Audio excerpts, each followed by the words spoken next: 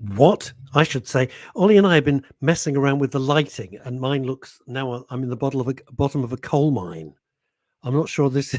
I'm If not sure this is working at all. if you want Do to you go like this flick the back lighting? switch, I'll give you. I'll give you 3 seconds to go and flick the switch. Is that any better? There we are. That's I not think it terrible. works. I think it works. But I prefer this. Hang on. So I prefer that. You can see now. Just leave that. Leave that. That's fine. I also have the fluorescent lighting on me It around. looks like I've got a little halo. Welcome, everybody. It is Thursday. We are, of course, 100% live, 100% uncensored. God help us. This is Men's Radio Station, and this is week 50 freaking 5. Nope, 56. Get out. Shut up. Yeah. You shut up. You shut Shut up up. first. Shut your mouth. You shut up first. 56. Hello Ridiculous. to Lee Durnford, straight in there. Boom. Not half popping is all right. Lee Durnford in at number Hey, one. buddy. Hi, Lee. Hope you're good. Now, I'm so excited. 56 weeks, and Veronica Curran are going straight up to Edinburgh. Good evening, guys. Good evening to you, Veronica Curran, and thank you to Hey. Sinner for producing the show. As always, bless you, Sinner, the man behind the scenes, the man with his finger on the faders and the knobs. I can't believe week 56. I'm overexcited about this, and in this episode, mostly your comments, but looking back on the adventure, which is the ABC of CBD. Without further ado, Mr. Oliver Mammon. What's up, everybody? Welcome to episode 56. I'm so happy, so happy that you guys have all supported us over the last 56 weeks. So I wanted to have a little catch up with Russ, considering he's our everyman, and most weeks I don't really get to get as much of a conclusion from him as I would want. Fact of the matter is most people listening to the show are more like Russ than they are like the guests. And I feel like it's quite important to understand Russ's perspective and to kind of get a summary of how Russ feels and what Russ thinks. And who cares what I think and feel? It's all about you. No, but I tell you what it is. It's the perspective of the everyman. And the reason why we created this show, actually, you know what? Let's play the sponsor, all right? And then we'll move on to the show, because we're going to forget that. Okie dokie. I'm sure you've heard before that good quality CBD needs to be really, really expensive. This is the new view of CBD, a product created by users for users, a product at an affordable price, available everywhere, at any time, at the simple click of a button. Just CBD and MCT oil. No additives, no preservatives, and no flavor enhancers. It's a simple subscription-based service. The cleanest possible CBD delivered to your door for the lowest possible price. Your product, your rights for the lowest possible price.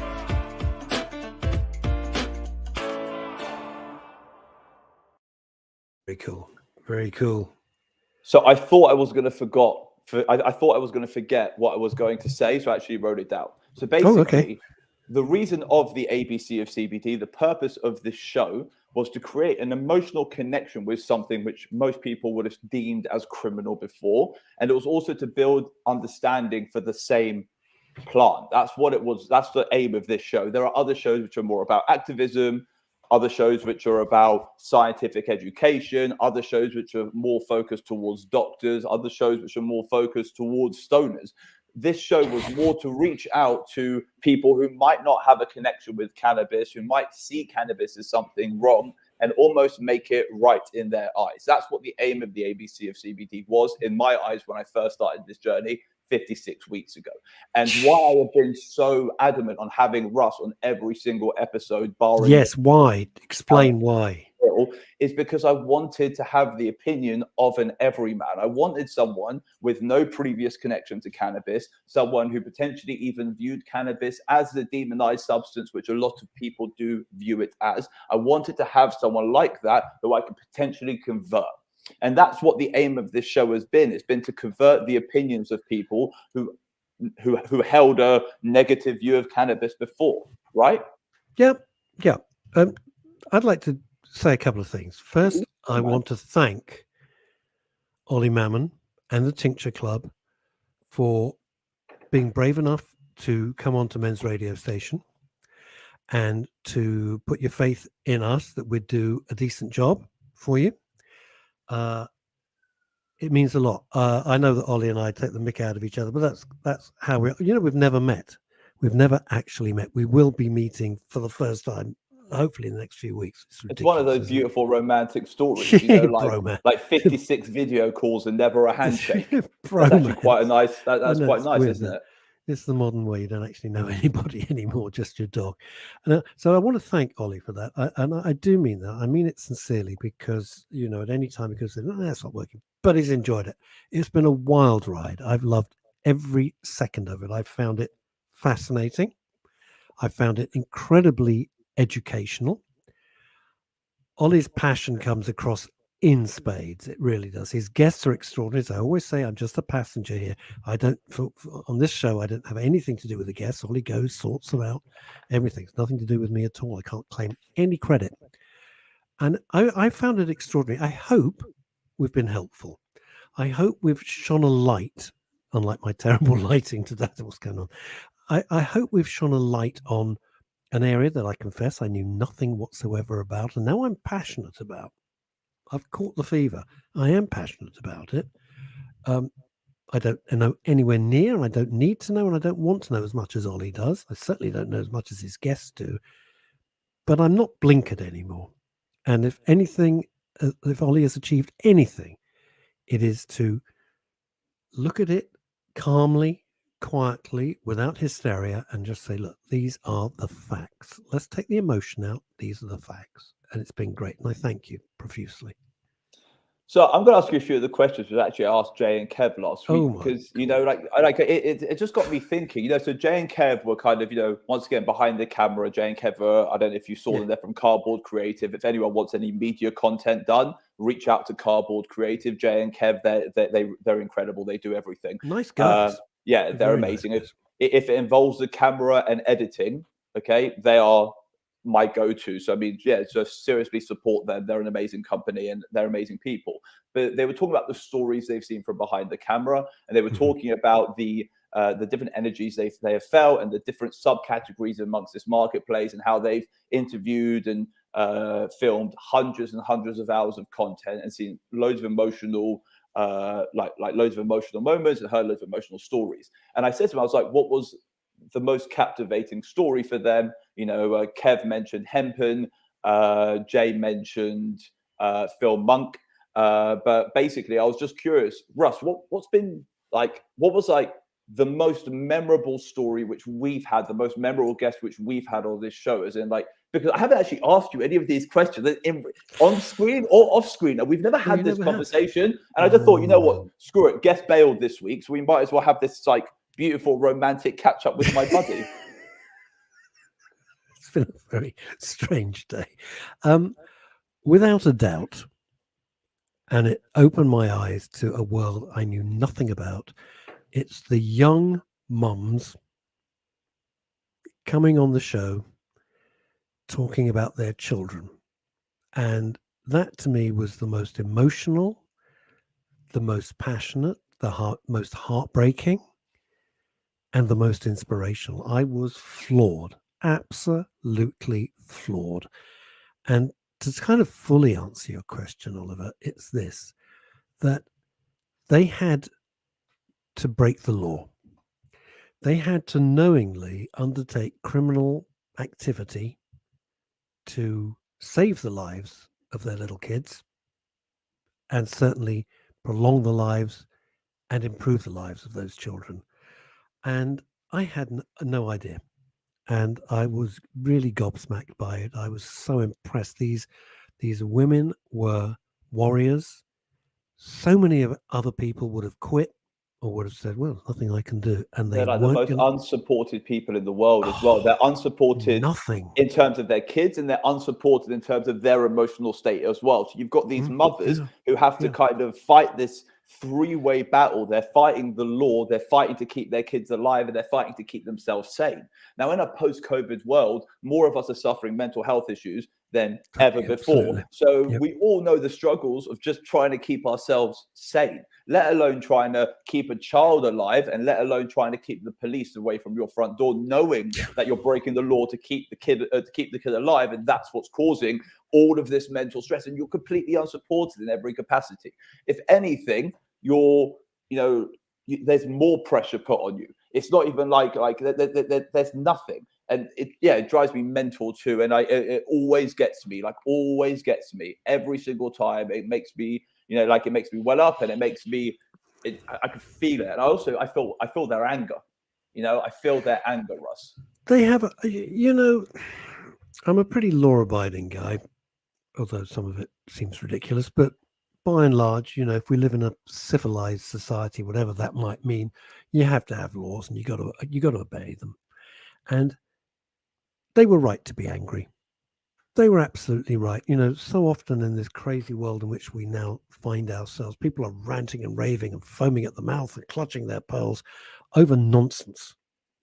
I'm not going to get into what, but you can make up your own mind. Some of it's not life rubbish. or death. Put it that way. No, it's not life or death. It's not the life or death of their child. And I know so many of you watching all over the world, your moms, your dads, your grandparents, or whatever.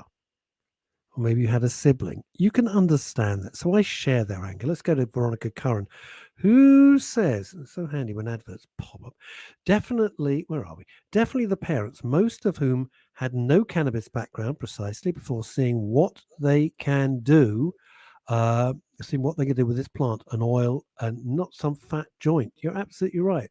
I just read that as Ollie, not a fat joint. And I was like, I don't even have a small joint. I was like, I don't even understand it. I thought it was like Ollie, not a fat joint. I was just trying to think, is that like hilarious. Scottish? What I mean? Like I read it wrong. That's dyslexia. That's dyslexia right there. Not that's my problem. Joint, Oliver, if you don't mind. I have a slim joint tonight.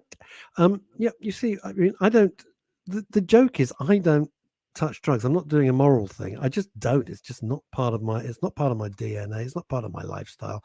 And even coming up through the 60s and everything like that, I didn't. Just wasn't for me. It wasn't for me. I'm not saying don't. I'm not saying do. I'm just saying for me, it wasn't my choice. Like I don't like beetroot. There you go. Big deal. Other people love beetroot. So you can't be prescriptive about beetroot or this. So this was a real leap in the dark for me. But having seen those parents go through 7 types of hell to under terrible circumstances, and they must feel so alone. That to me is the long answer to your question. What was the most memorable? That was the most memorable for me. So as I said from the beginning, our show is different from other people, and I feel like some of the stories which we've actually got from the show, so we brought on guests, especially a lot of these mothers, we brought them on to talk about their stories, like what's happened to their kids, and like almost how do they navigate the system, or like what's the cannabis journey. But actually I feel like a lot of what we got was the emotional journey, and I kind of like the way this show has kind of adapted and the way this show has journeyed, the way this show has found its own course. It really, I feel like it's given people the ability to talk almost outside of their cannabis voices. Cannabis people talking outside of their cannabis voices, really sharing the emotional stories. Like when we had Hannah Deacon on, I don't even think we spoke for 5 minutes about CBD and about that journey. It was all about the trauma she's gone through, and it was actually a really beautiful episode because it's a deeper insight into the actual lives of those people who live this industry. I used that comment last week. It's quite important to understand the struggles which people go through and the actual pain which people feel, and I feel like we've been quite good at extracting that on this show, like unintentionally. And my dad said something quite funny. He said, if I ever want to cry, I watch your show. And I was like, not that bad, is it? That's good to know. That I always thought I was hilarious. But he tells me he cries. I mean, I'm just like now, just my entire. That's my son. Yeah, just. But he said he says the emotion which all of our guests have shown, and the stories they've gone on, and the fact that they've been left alone to do it. He says it's just every single time it just gets him. And I've had other people tell me the same thing, because it is a very emotional industry. Most people who are, especially these parents, these warrior parents, it's not a fun journey. It's proper emotional. It's not cannabis in the fun sense of the term. It's almost the dark world of cannabis, if you know what I mean. It's the dark side of why people need the green plant. I'm going to show my ignorance, because when Ollie first proposed this program, I thought, well, okay, but if it's going to be like an hour of I want to sit in the back of a car with blacked out windows smoking dope, that's not really for I'll men's be honest radio. with you. If you wanted to do like the magic taxi, okay, we go and get a blacked out cab and we go drive around and pick people up and get them super high, I would have said yes to that. I just don't know how long we would have lasted. I don't know how We'd long we lasted would have about lasted. a day, and I wouldn't have endorsed it. It's not what I do, and it's not what MRS is about. The But men's MRS radio relaxer cab. is Relaxo Cab. You see, men's radio is all about mental health and well-being. And when you listen to these stories, not only have you got issues with mental health because of stress and strain and worry and concern, you have real horrible health issues which are being tackled. And this is a fresh, different way of just saying, look, no one's prescribing this, no one's telling you to rush out and do it. It is there. It is there for you as an adult to look at, to think about. If you want to try it, great. If you don't want to, that's absolutely fine. It's not for Ollie or I to do that. I'd never heard of CBD oil. I wasn't even sure what the hell CBD oil is. Well, I'm totally converted. And many of our listeners and listeners, viewers, as we have to call them now, which could come up with another name, guests, don't know what they are. Audience. Many of the audience, kind of makes me think of Jimmy Tarbuck, really. The audience have tried it.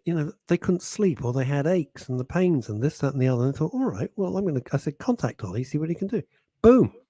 No, it's not going to work in every case, but nothing is. There's no universal panacea for life.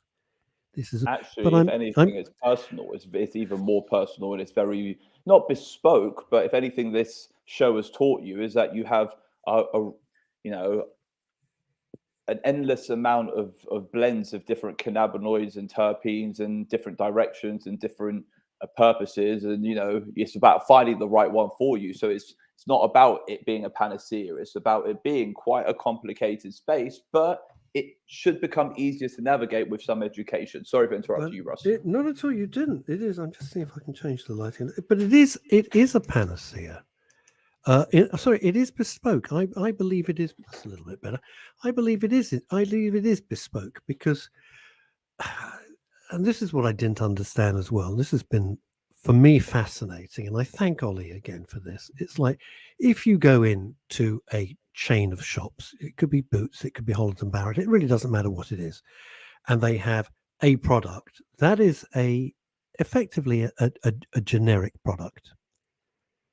Yeah, it's a generic. I'm not saying it's not good. Do not misunderstand me. I'm not saying that at all. But it's a generic product. It's like going in to buy petrol or buy aspirin or Nurofen or whatever it is. Boom. But it may not be right just for you. And the magic that Ollie and his wizards and gremlins and elves and all the Oompa Loompas in the laboratory managed to do is to say, right, look at it intelligently and say, what is the problem here? I think we should try this. And then he can adjust it slightly. You can't get that with off-the-shelf products. It's quite impossible. Exactly. So let's say the stuff I made for you, Russ, when you had your issues with having your issues with sleeping, and the pens I made you for your, you were generally feeling a little bit off. Do you remember? Yeah, my back pain. Yeah, and the stuff I made you for your back as well. Do you know what I mean? Like every product's bespoke. Now, every product is theoretically a CBD product, but every product was purposely designed for that direction. And when you bring in other cannabinoids, you bring in legal medicinal cannabinoids across the board, you have an endless amount of concoctions you can create, and it's about almost finding the right one for you. And as we educate ourselves more, and as we invest more and more time in this industry, and there's more and more data, and just like David Baddick said from Project 21, as we have more and more data and we have more and more research, we'll be able to offer cannabis derived products to more and more people, generate more data, find more root causes and more benefits, and then offer it to even a wider array of people, and that's how we can do it. Because what happens is you give it to a patient who will try it for a headache, but they also suffer from back pain, and they'll report to you that actually their back pain has been gone, but their headache's not gone. But guess what? You've just found that this strain helps that person with their back pain, which they never came in for originally. But that goes in the data, and next thing you know, that gets passed on to the next patient, and more information spreads around and more education spreads around, and then we get to find out what's actually right for us.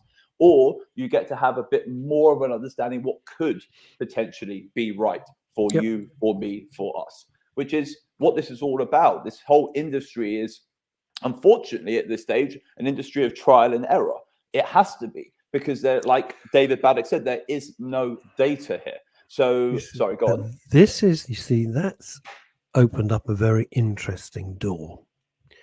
Because what I was going to say is this: most things in life, I look at it and I go, okay, what's the worst case scenario? I don't mean I'm a pessimist, but I'm a realist. And I will look at it and go, okay, if X and Y happens, what is the worst that can happen? You're asking me a question? No. Okay, because it's a rhetorical question. I have the answer. What is the word? You think, well, I'm not going to drop dead from it. I'm not going to take me out in the street and shoot me. So, okay, I'll give that a go. Now, that is what I was thinking with everything we've done in 56 weeks that you've brought to us, is like, for the doctors, for the GPs, to say, you know what is the worst that could possibly happen if I suggested to this patient they try X, Y, and Z rather than some pharmaceuticals. Now, I'm not a tree-hugging Californian, and I don't think all big pharma is terrible, and I don't think pharmaceuticals are terrible people, or any of it. This is just falling out my ear. Give me a second. But, you know, it's interesting because they will argue with what you just said, trial and error. Now, we've just had the biggest trial in the history of humanity. It's called the pandemic. Think about it. The biggest trial we've ever had is bringing in a vaccine in about 12 months instead of 5 years, 10 years, 15, 20 years, and vaccinating the majority of the world. If we'd have said that 2 years ago, you'd have said, Russ, you're completely bonkers. That's ridiculous. It's never going to happen. But it has happened. They've done it. That's a huge trial. But they've got to be pretty sure of what they're doing. And on our daily show on Men's Radio, we've had a lot of experts on who've explained and really held our hands on this and said, you know, it's okay. But I'm old enough to remember thalidomide, so there's always a worry at the back of my head. So you got to, everything's a trial and error. Veronica Curran, I'm coming up to a year prescription meds down by 98%. Incredible. Wow. Let me just put this up on I'll just pop this up on screen. Here we go. It says, I'm coming down up to a year prescription meds down by 98%. Bravo. All opioid based. And I get most of my care with a Purple Punch CBD, which Ollie knows. Yeah, I know that. I know that product. Wowza. It's a good product. So basically, what happens is, if we've discussed this, do you remember when we had the Israeli guy, Eyal Nadav from Ebna? Yes, I do. Yes, I do. So Eyal, I love Eyal. He's a genius. So basically, Eyal came on and he was talking about directions of terpenes, and he was actually talking about COVID. You know, they found a cure for COVID. These guys. Literally, they found they found a blend which suppresses like a COVID. What's the word? Like COVID restimulation and stuff. Let's call them receptors. It's something crazy, but they did something which basically suppresses the COVID the COVID virus from attaching to the body or whatever. It's mental. Yeah. Anyway, it's all with terpenes. Anyway, so basically he was talking about the directions, and he was talking about how different terpenes can add an effect to cannabinoids. Now, one of the products which she uses is so I assume she uses the 3,000 milligrams. So it's a 30% CBD oil with a Purple Punch terpene blend on top. So it's very subduing. It's very, you could call it, what's the word? It's almost got like a mild anesthetic effect. You know, it's almost like it's very pain relieving. It's actually quite similar to a similar sort of blend to what I made you for sleep. Do you know what I mean? Okay. So it kind of takes you away from your alertness. Certainly did. I ended up on Venus. As opposed to you being fully in tune with yourself, it removes you a little bit from yourself, which is quite lovely. You didn't stop using it though. No. So you liked being on Venus, didn't you? Well, Venus was very pleasant, and they were very nice to me there, and the buffet was good. Veronica, without being always rude, do a good buffet on Venus. They Always do a very, good very, buffet. very nice. They never slack on that. Eat. They never slack. It's strange, isn't it? They- It's weird. Like Mars slacks. Mars is a slacker. Jupiter, waste of time. But Venus, bang on the money every single year. Bang on the money with their buffet. Where they get that seafood from, I've got no idea. Anyway, let's carry on. They worship Nigella Lawson there as a god. Veronica, what? And tell us to get lost if you want to. You know you can. You've known us long enough now. What were you taking the opioids for? If you don't mind. If you don't want to answer it, please don't. It would just be educational for everybody. I think you've mentioned it before, but forgive me, my head is like a pizza most days.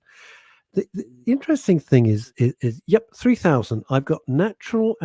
You have to read this out because it's slightly technical. There you go. I've got the natural, and I do smoke, but not loads. And THC oil. I'm honest on here. She's great. So she says I'm too honest on here. I don't think you're too honest. You're not too honest. You're great. You're a what's the word? A self-proclaimed patient. You're allowed to be honest about what's keeping you alive, and definitely by not taking opioids, you're staying alive.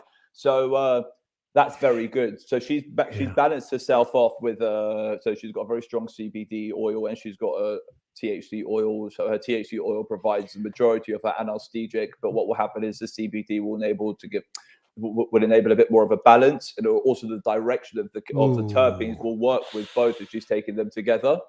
Oh dear, this is what Veronica's got. You poor sausage, sweetheart. That is rough. Girl. Wowza. I bet Veronica could read that. And if you're listening, it's chronic. I'm going to completely screw this up. Chronic pain, fibromyalgia, osteoporosis, arthritis, COPD, ME, which is... Oh, my God. What's ME? Excellent question. ME is... Oh, God, I know this. It's a quiz. My brain... It's not a quiz. No, I'm usually good at this. I usually get my acronyms. ME Isn't that what was very, very tiring? Wasn't that? If I'm wrong, please forgive me, Veronica. Yeah, so ME is the one where you feel exhausted all the time. You always feel lethargic. It's almost like the effects of Lyme disease, but without actually having. Chronic. We were right. Disease. Chronic fatigue. It's murderous. It's absolutely poor girl. But I'm so glad you found something that could kind of remove all of your... I'll tell you why I'm pleased. Help you cope with your pain. Totally. I tell you why I'm pleased that Veronica's managed to find that. Bye-bye, Ollie. Oh, you're back. No, I got my pen. Oh, thank God you weren't in GoldenEye when he was clicking the pen and then the whole place blew up. Click. Click. There's a saying which I found always to be true. There's a saying. When America sneezes, Britain catches a cold. When America sneezes, Britain catches a cold. They have had to endure an appalling opioid crisis for years over there. It's something that rarely makes the media because it's so shocking. It is so bad. It's caused havoc, absolute havoc. Thank God, thus far in the UK, we don't have that because, trust me, we don't want that. But, if you look back on history, everything that we said would never come here, starting with fast food. I'm not knocking fast food. What the hell? If you enjoy it, you enjoy it. It's nothing to do with me. Not my business. But, the British, we won't have fast food. I remember having an argument when the first McDonald's opened. No one's going to go there. Where's the knives and forks? I said, you'll be surprised. So, and then I remember years ago, Ollie, no fee, no win. I said, that's never going to come to Britain. We've got marvellous solicitors and, we're knee deep in no win, no fee. Had an accent to work, but look where you're bloody going. It's always my view. But you know what it's like. It changes the culture. We don't want that opioid culture here. And if Ollie... But we do want the legal cannabis here. That's what we do want. Yeah, that's what so I'm then saying. People like Philip Ansley Bevington, who we love, won't get in trouble for keeping themselves alive. People like Veronica could be safe. People like the rest of us will be free. And I understand that it needs to be some form of controlled system, but there needs to be there needs to be an opening up of the system in the UK. So do you hear Germany is set to legalize cannabis?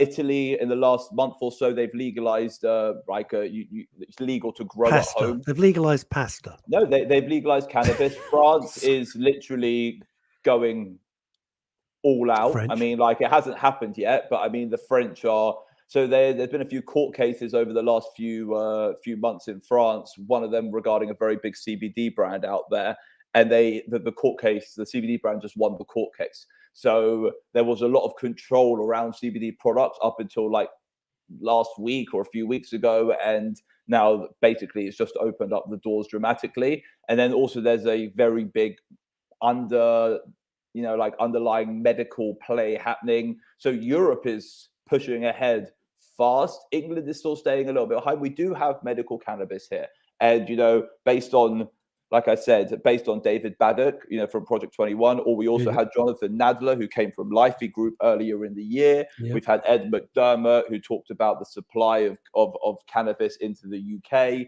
And we've had a few other people who have circulated around that subject in that industry. I really do believe that it almost needs more support. I know it sounds very easy to say, but it needs more support, I think, from people. I think people need to almost make that system bigger and better. And I feel like a lot of people are reluctant to join these systems because apparently they're not very good. I personally feel like systems only get better as they have a populace of people to supply for. So I believe that these privatized systems, once they have 50,000 heads to feed and 50,000 heads who are complaining, they're more likely to make a change and make a difference than when there's only 1,500 people they're feeding and 1,500 people who don't know what to complain about. And bottom line, think about this. Why should... No, I've never met Veronica Curran. She's a wonderful supporter of Men's Radio, and thank you. I never take it for granted, ever. But why should this woman suffer?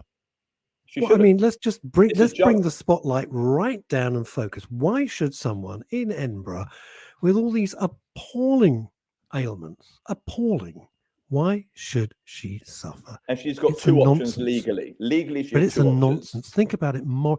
You've got as an ex-lawyer, you've got moral law, you got what we might call moral law, and the law.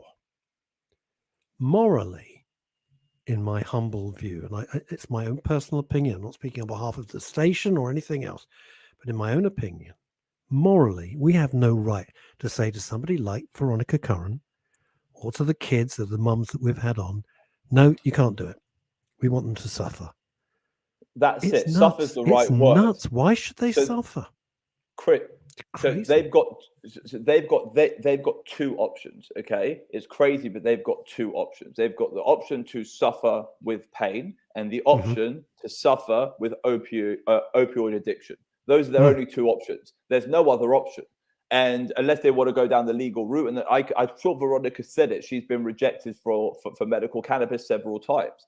I'm so sure she's mentioned it on previous shows that she's applied and she got rejected. I think she mentioned it on the Jonathan Nadler show, and Jonathan was like, self-refer. And she was like, but it's too expensive to self-refer. And I completely agree with her. As soon as you start going to the private clinics, and you're paying for doctors, you're paying for this, you're paying for that, it can end up being $1,500 before you get what you need. It's going to be a fortune, If you can afford that, it's fine. The same way that if you can afford private healthcare on anything, or if you can afford private operations on anything, that's absolutely fine. But if you can't afford it, you shouldn't be denied it. And I just don't like the two options of suffering.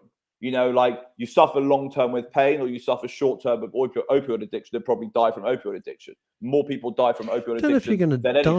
Don't know if you're going to die from it, because let's not try and be, Daily Mail screaming and shouting and causing fear and panic. But it is so addictive. It is. I speak personally. Let me tell you, I had sciatica. I was in agony. I really wanted to die. I've never known pain like it. It was a result of my car crash. And they put me on a thing called Tramadol. And it says on the box, only take it for 3 days. And I knew I could feel myself getting hooked. No, I would have taken anything because I was off the gale of pain. It was just terrible. But I could tell I was hooked. I could tell in less than 3 days. I mean, that's what we're talking about. This is powerful, powerful stuff, and scared the hell out of me. To be brutally honest, Ollie, it scared the hell out of me that this could happen, because I haven't got an addictive nature. That's not who I am, and yet within 3 days, I thought, this isn't right. It's just not right. Thank God it. And then I eventually had to have a injection in my spine. That was the only way to get over it. But there we go. Are you over it? I had the injection in my spine maybe 12 years ago. I still have after effects. I've still got side effects from it. How are you feeling at the moment? Oh, well, thanks to my friend Larry, my one of my best pals, Larry Viner. He gave me a stand-up desk. You've noticed I'm standing. I don't sit at a desk. I stand the whole day. The difference it's made to my back is incredible. He was so generous to give it to me. He said, I've got a spare one. I said, they're a fortune, about 500 quid. He said, is it the electronic one which moves up and down? No, you can move it. It's manual, but it's beautifully made. It's really solid. And I stand for broadcasting and for my writing. My whole work day, which is all the day, is standing. And that's made such a difference to my back. I can't tell you. It's amazing. I never thought it would. I thought it was some sort of new age nonsense, but it's brilliant. How much longer do I have you for today? Because you're quitting early, aren't you? I'm really embarrassed. I will explain why. It's not that I just before 1:45, I have to pop across and I have to do the. I find myself laughing just saying I have to do the Jeremy Kyle show. I've got to go across and do. Let me tell everyone why. So basically, Russ has just found out that he has a long lost brother. All right. And basically his long lost brother doesn't like him. So what's happening? He doesn't like him at all. He doesn't like him because Russ has ruined his long lost brother's life he's never seen before. So now Russ has decided to go on Jeremy Kyle to sort out this affair, which is legit. When you think about it, it's the only place to really sort out this argument. You can't. And also he wants to go and have the DNA test to make sure it's actually all real. So live tonight on Jeremy Kyle, Russ meets his long lost brother who hates him. Who absolutely hates him. Who hates him. This is so weird. It's weird. For the first time since 2004, they're putting me back on radio on the Jeremy Kyle show with Chris Tarrant. I mean, Chris and I are still very close friends, but we haven't been on radio together, although we were on radio for 20 years together. We haven't been on radio since 2004. So I had to say yes to this. So my apologies. Thank you for understanding. It gives me incredible props that you go from Chris Tarrant to Ollie Mammon back to Chris Tarrant. I mean, I'm just saying, you've just left Ollie Mammon to go. It means something. I mean, it's Tarrant and Jeremy Carr. How lucky am I to have you? How lucky am I to have you? You're not lucky at all. I'm lucky to have you. Mind you, if they asked me to do a DNA test and a woman walks on of about 35 saying, you knew my mum just before World War II, I'm going to run like miles. Veronica Curran says yes. Veronica writes regularly to the health board. I've been on more than 2 opioids, but don't qualify. Good God. Through the pain clinic, I write to MPs. Like Murray Gray, children deserve quality and quality of life. Murray is seizure free thanks to the oils. We had Veronica on the show, didn't we? Veronica Gray. Yes, we did. She was incredible. She came to us from live from a spaceship. Do you remember that? She was literally in like a spaceship or something when she called us. It was amazing. It was a great show. Who was the one who was in the caravan? Yeah, she's in like this crazy caravan, right? She was in like a crazy caravan. If I'm wrong there, I'm usually quite good with memory, but I've got this visual of seeing Veronica in a caravan. I called it the spaceship. It's cooler. Oh God! I've now got Chris Tarrant in my right ear. Fine, let me ask you one quick question before you disappear. Get Chris on the show. Bring Chris on. I can't get him on. I can't get him quiet. Hang on. How do I get it? All right, go on. Fine, let me ask you one question. Would you try medical cannabis after 56 weeks? Hang on. I'm okay. I'm just finishing another show. Can you hang on 1 second, please? One second. All right. Thank you. I'm just answering a question on a very lovely show. So give me a sec. I'll be right with you. Bloody hell. Well, okay. Right. Ollie, what was your last question? Would you now try medical cannabis if you needed it? Yes. Absolutely. 100%. Really? 100%. Yes, I would. I love you. I love you. You can go now. I'll see you next week. Bless you. Forgive me for having to duck out. I'm so sorry. No, go do your thing. I want to chat to my people. Sinner, I want you to look after Ollie as our first premier presenter. I will see you next week. I will speak to you later today. Ollie, the training wheels are now off. 20 minutes of just me, you, and the world. Bye, everybody. So you got 20 minutes of me, guys. Hope you're still watching. Hope I don't screw it up too much. So I did actually write an introduction today, but I don't know if I should go into that or into something else because, well, I feel like my introduction is kind of wasted now because the show's basically over. So do you want to hear what it would have been, though? It'll take me like 30 seconds. Shall we do it? Yeah, we'll do it. We'll do it just for fun. What's the worst that can happen? There's no one to stop me. So over the last few weeks, we've had a lot of content creators on the show, a lot of other educators. We had Jay and Kev from Cardboard Creative. We had Jamie and Sam Cannon, so Jamie Bartley and Sam Cannon for their Beyond the Green Hemp Movement project. We had David Baddock from Project 21, Guy Coxall, who did the report on driving and cannabis, Jamie Wood creating entertaining content. We had Ryan McCrenna from Sativa Learning, Tim Henley from Access Canna. Loved him. He's a legend. I loved him. He was one of the first people I ever met. After my first ever speech, my first ever expo talk, he came up to me and he was like, don't stop talking. So I will always have a soft spot for Tim. And fact of the matter is, I hope to bring him on a lot more. All you other guests, you're awesome as well. I just kind of had to give a little throw out to him. Plus, he gave me a present a few weeks ago. So I just saw it and I just kind of thought of him. Simpa Carter, who really is one of the most beautiful voices out there. Sometimes a little bit aggressive and rough around the edges, but he really is. Like, there's so much purpose behind his words. You know, I don't fully agree with everything he says, but what he's trying to say and the emotion behind it, I do fully understand. And the fact of the matter is his journey takes control of his voice. My journey is taking control of my voice. But I understand where he's coming from. He's an incredible educator. If you have any chance, watch Simpa's podcast. The guy's amazing. We had Dominic Day, the absolute superhero athlete, the rugby player, who started 4-5 CBD and the barriers he's had to go through educating them. We had Mary Biles, the author, the podcast host, the free spirit, the literary and verbal genius, who basically came on our show. Now, the content creators and educators we have had on the show since September have all faced their own challenges in educating those in front of them. As we've just heard, I think Russ has got a pretty good education from them and the 45 other guests we've had. But I just want to say it's not easy to navigate this world. There are a lot of brick walls, a lot of silent ears, a lot of opinions that just don't want to change. This doesn't deter us. One by one, person by person, we help others gain a deeper understanding of this industry and culture every single day. Our incredible guests have been integral to shaping the journeys of cannabis users everywhere, helping, guiding, protecting in some cases, especially when it comes to Guy Coxall. He has all of your backs and he will always protect you. The guy's an absolute hero. And nurturing the industry and the culture one person at a time.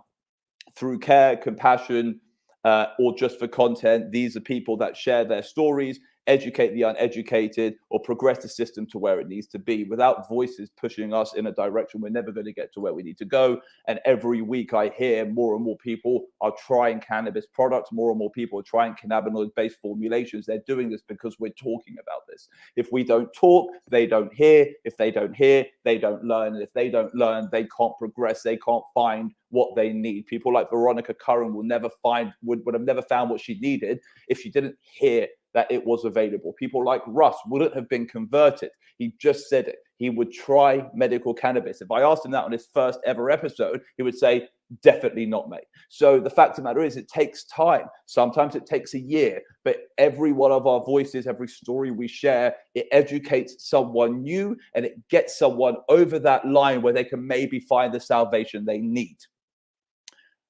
I've forgotten where I was on my notes, so I'm going to try and find it. Our incredible guests, they've done that as well. Now, in all fairness, this applies to every single guest we have had on this show. Every single one of them uses their voice to direct others through this industry. Every single one of you is an inspiration, and every single one of you is an absolute legend. My voice to you. You're also all superheroes, and what you have done in starting this world of storytelling and starting this world of educating and sharing and nurturing and guiding is you've helped create the foundation of this industry. your voices, your experiences, the journeys you have shared, they've created a wave effect, inspiring others to look for hope, find salvation in our culture and in our industry. So I want to say thank you so much for your brave, heroic conversations and contributions and everything you've done. You've made this industry what it is. And honestly, you're absolute superstars, every single one of you. Now, based on that, based on this idea that the more we talk, the more we share, the more we engage, the more we inspire, the more we interact, and the more we bridge the gap between the world of non-cannabis and cannabis, right? Bearing all of that in mind, I really do think, especially after speaking with David Baddick and after speaking with Tim Henley, I really do believe more and more and more of us have to join this medical cannabis revolution that's happening in the UK. I do believe we have to sign on. I believe we have to get registered prescriptions. I believe that we have to try and find a way of getting our cannabis legally. It's the only way the system's going to get better. Like I was just saying to Russ, you have 1,500 patients making demands, okay? And a small system nurturing those demands. The system can only do what it can do. You have 100,000 people making demands. You will have more and more and more businessmen, more and more pharmaceutical companies, more and more money being thrown at this industry, giving the patients what they need. Why? Because it's not a free industry. Patients pay money for their prescriptions.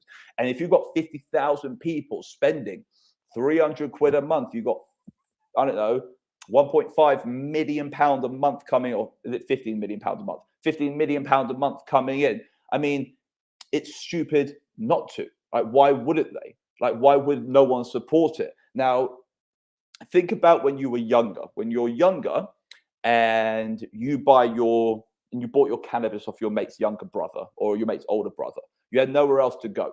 So as you had nowhere else to go, you got given what he gave you. The older you get, the more you learn, the more you surround yourself with people in the culture, you have more places to go. It's the same thing. The industry needs more places to go, but the more places to go won't be there until the culture has been created, and until that industry is there to nurture, until the capitalists want to step up and be like, hey, we're missing a trick here. There's money to be made. And that's one of the biggest issues. So over the next few weeks, I'm going to be medically labeling myself. I'm going to be putting myself through the medical cannabis system in the UK. I'm going to become a patient. I'm going to get a prescription. And even if I know the quality of the cannabis is nowhere near what I think it could be, it will never become that unless we all join the system. And when we join this system in a year or two's time, after getting mediocre cannabis, and I'll buy less, but at least I'll buy it legally. In a year or two's time, we can turn around and be like, we want better quality, or we're stopping. Your entire structure goes to hell. We could go back to the street. We can go back to the street. You can't find other patients. So take care of us or we will walk. That's how it grows. I didn't think it will come to that. I feel like the more patients there are, the more companies which will emerge who want those patients. And those companies will know that, you know what, let's offer a better quality product. Let's offer a superior product, which is superior quality at a cheaper price, and let's win all of those customers. Just like in every capitalist market, you know, competition breeds success, but competition also creates a fair, you know, creates a non-monopolized system. It means that patients will have better access. You know, when you have one person controlling the marketplace and one person controlling supply, the price is always going to stay the same. But if 50,000 patients turn around and say, we want better supply, a hell of a lot of money is going to come into the industry to make that happen. So I was listening to Tim Henley. Tim Henley, to mention him again, you know, every time I speak to him, he drums it into my brain a little bit more. Why do you want to be a criminal? Why do you want to break the law?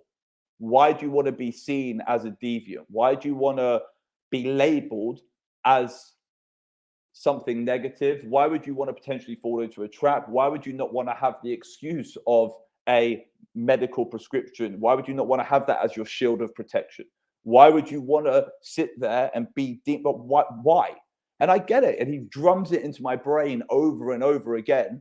And I get it. I understand it. After having David Baddick on the show, I understand that logic of why wouldn't I want to be a patient? Why wouldn't I want to do this legally and properly? Why wouldn't I want to have all of that freedom to not really worry? Fine, the quality might not be there. But over time, that will change. The same way that the quality of cannabis you're smoking now is not what you were smoking when you were a kid. This is an infantile industry. It is that kid smoker generation, and it will grow and it will get better, but only with us. It's only going to happen with us. Sorry. Now, if you think about history and think about change only comes with numbers. Change only comes with voices. Change only comes when we stand up and we ask for it, and we need to have the power to ask for it. And I really do believe that a legal medical system, which is almost a patient-focused system, which is what companies like Project 21 want to do, all focused on the data, it's only going to make things better. Now, I've spoken to a few patients who are with Project 21, and they said that month on month on month, the system's getting better. The more data we feed them, the better service they feed us. And it's quite interesting because David didn't mention this on the show. I found this out through other patients, people like Edward Granger and people like the guy Sam who works in my office, and they said the quality is getting better. Over time, the quality is getting better, the supply is getting better, the price is getting cheaper, they're becoming more reliable. But they all said the same thing. The fact that you can talk about your medical ailments with a doctor who will then prescribe you a cannabis product or work with you to find a cannabis product which is actually right for you means that you're not gambling anymore. Now, I understand recreational users who don't really care, but medical users, people like Veronica, I know she's tried to get on the system, and I'm not saying this as a tease. I'm not saying this as, you should try harder. I'm saying this in the sense that when people like Veronica are allowed into these systems and they're allowed to be nurtured, she shouldn't feel any pain, as in everything should be bespokely created for her, designed around her, in order to, and the interaction she'll have with the doctor will be nurtured. Right now, her life is in her hands, her happiness is in her hands, and none of us deserve that. None of us deserve to be left alone to keep ourselves healthy and sane. None of us deserve to be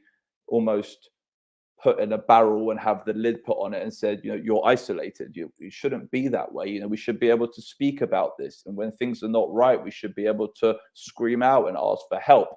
There should be a number we can call when we don't feel okay. The same way every other sick person has a number to call when they don't feel okay.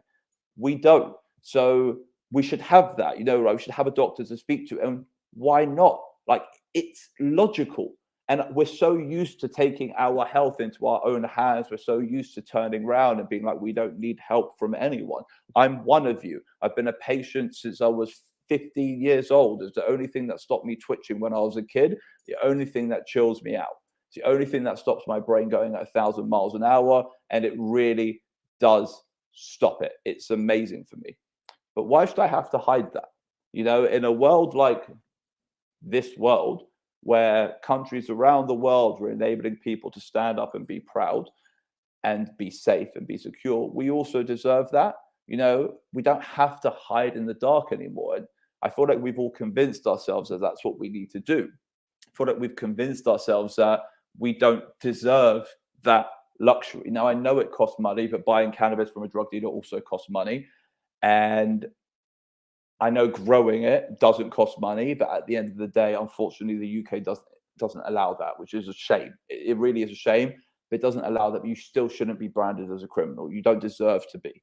And if this is the way they enable you to not be branded as a criminal, then I feel like as many of us who are willing to take it, we should take it, because the more of us who do take it, we can change the system. We can make it better. We can communicate with our doctors, get better quality cannabis, more bespoke, more specific for us, because that's what we deserve. Now, sorry, more water.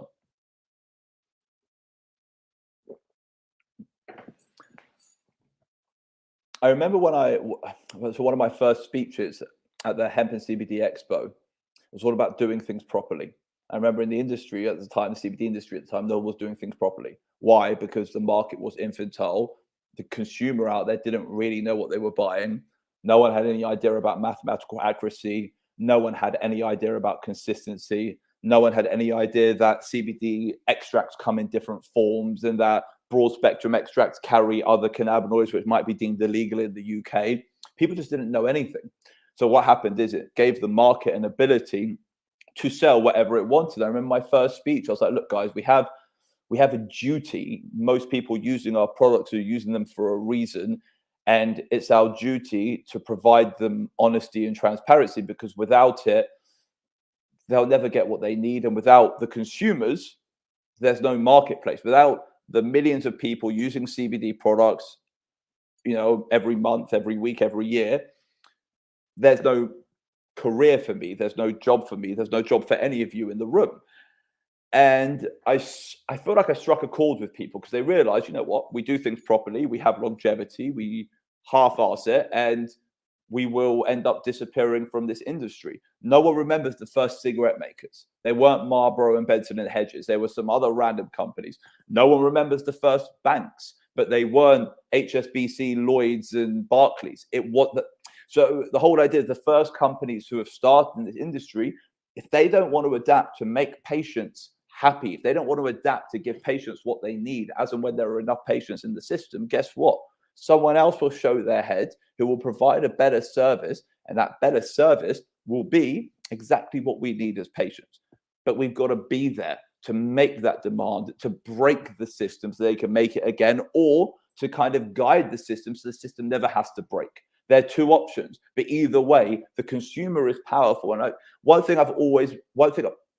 it's my rule when I create a product is think of the end user. I've never created a product and half-assed it. Why? Because someone out there needs it. Now, don't get me wrong. There's always that cheapen the cost. But I always fight that, because at the end of the day, I am a patient. I know that there are patients at the end of my products. And just like Veronica said at the start of this call, she was actually talking about the Activist. It's Callie Blackwell's brand. I don't know why I didn't mention that earlier. The 3,000 milligram purple punch she's using is Callie Blackwell's tincture. It's actually something I manufacture. It's something I make. And it's a great product, and it's mathematically accurate, and it's transparent, and there are COAs. And I will tell you exactly where I source all of the ingredients from. It's a great quality product made with an end user in mind, and you've got end users who actually benefit from it. That's what happens. Now, guess what? If the end users turned around and complained, I would up my game. Why? Because they are all that matters. And without those end users, I don't exist. I'm repeating myself, but I'm doing it so you understand how valuable we are as consumers, how valuable we are to the growth of this industry, how valuable we are to the success of cannabis brands out there who will turn around saying we changed the world. They didn't.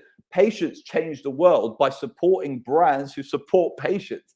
That's what happens. We have all the cards in our hands. It's for us to turn around, make our demands, make our suggestions, join the system, and rebuild it from in. So this is exactly why I'm putting myself through I'm going to get myself a medical cannabis prescription in the UK.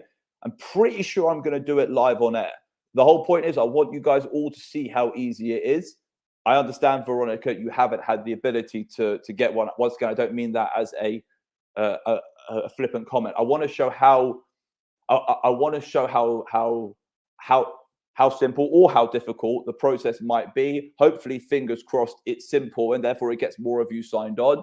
I'm not really sure who I'm going to do it with yet. I've got a couple of options out there. I don't know if I'm going to go through Project 21 or if I'm going to go through one of the private clinics. However, over the next few weeks, it's what I aim to do in front of you and with you. I want to show you the process and I want to show you exactly how it gets done, because I feel like it's necessary. And if any viewers out there have any pain or any suffering and you just haven't ever found what's right for you, you deserve to.